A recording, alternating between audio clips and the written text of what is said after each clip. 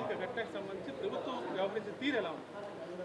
ప్రియాంక ఘటన ఈ రాష్ట్రంలో ప్రభుత్వ వైఫల్యానికి ప్రధాన ఉదాహరణ. మొట్టమొదటిగా అది ఒక ఉదాహరణగా చెప్పచ్చు. ప్రభుత్వం వైఫల్యం చెందిందంటానికి ఎంచేతంటే ప్రియాంకకి యాక్సిడెంట్ జరిగింది.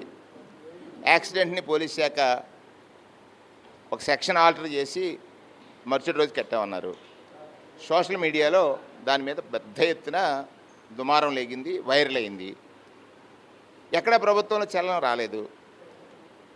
ఇంకొక దుర్మార్గం ఏంటంటే ప్రతిపక్షం ఆ సోషల్ మీడియాని ఎక్కడైనా పోస్ట్ చేస్తే జగన్ అన్న కనెక్షన్లు వెంటనే తొలగించేయటం. నిన్న నేను మాట్లాడాను, వెంటనే తొలగించి అంటే ప్రభుత్వానికి భయమే కదా.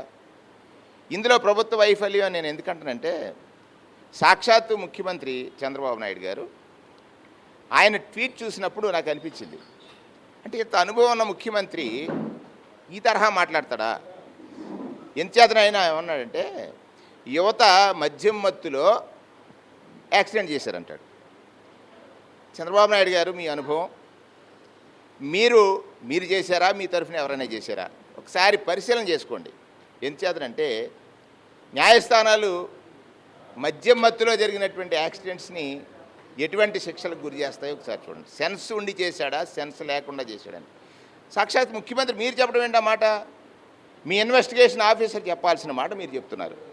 అంటే ఆ దశగా ఇన్వెస్టిగేట్ చేయమంటున్నారా? తాగున్నాడని మీరు ఐఓకి సూచన ఇస్తున్నారా? తాగినవాడు ఏదైనా ఒక నేరం చేస్తే తాగిన మత్తులో చేశాడని న్యాయస్థానాలు ఆ నేరానికి సంబంధించినటువంటి శిక్షలు ఎలా వేశారో ఒకసారి మీరు పరిశీలించారా? ఇది చాలా నేను యువతను ఆలోచించమంటున్నాను, రాష్ట్రంలో పెద్దలను ఆలోచించమంటున్నాను, చదువుకున్న వాళ్ళని ఆలోచించమంటున్నారు. ముఖ్యమంత్రి గారు తాగిన మత్తులో యాక్సిడెంట్ చేశారని అంటే ఇంతకంటే దురదృష్టం ఇంకొకటి లేదు.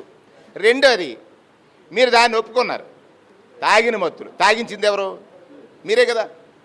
తాగించింది మీరే కదా. మేము రోజు చెప్తున్నాం, అయ్యా చట్టబద్ధంగా ఈ రాష్ట్రంలో పరిపాలన సాగట్లేదని మీరు ఏదైతే మద్యం పాలసీ చేశారో 3 దఫాలు రేట్లు పెంచారు, దించారు.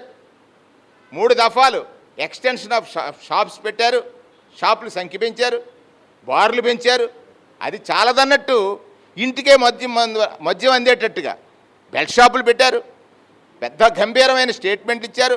బెల్ట్ కనబడితే బెల్ట్ తీస్తానంటే ఎంతమంది మీద బెల్ట్ తీశారో చెప్పాలి. అంటే ఇది దుర్మార్గం కదా. మీకు అధికారం ఇస్తే ప్రజలను చంపేస్తారా? ఆ తండ్రి వచ్చి చెప్పాడు, ఈ ప్రభుత్వం పూర్తిగా వైఫల్యం చెందింది, కనీస బాధ్యతని స్వీకరించలేదు. ముఖ్యమంత్రి పలకరించలా, ఉప ముఖ్యమంత్రి పలకరించలా, ఆయన కొడుకు డిఫాల్ట్ ముఖ్యమంత్రి పలకరించలా, డిఫెక్టివ్ ముఖ్యమంత్రి పలకరించలా, హోమ్ మినిస్టర్ పలకరించలా. అంటే ఆ రోజు ఏదో ఒకసారి ఎమ్మెల్యే ఫోన్ చేశాడని చెప్పాడు. చూడండి ఇది ఎంత మేనేజ్మెంటో.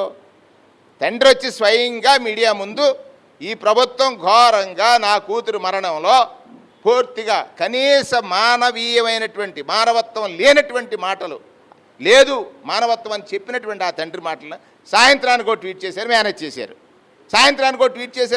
ఎంతకాలం మేనేజ్ చేస్తారు? ఇది నేను అంటున్నాను, మీరే ఒప్పుకున్నటువంటి మీ ట్వీట్ ద్వారా మద్యం మత్తులో ఈ యాక్సిడెంట్ చేసినటువంటి యువకుడు అని చెప్పారు.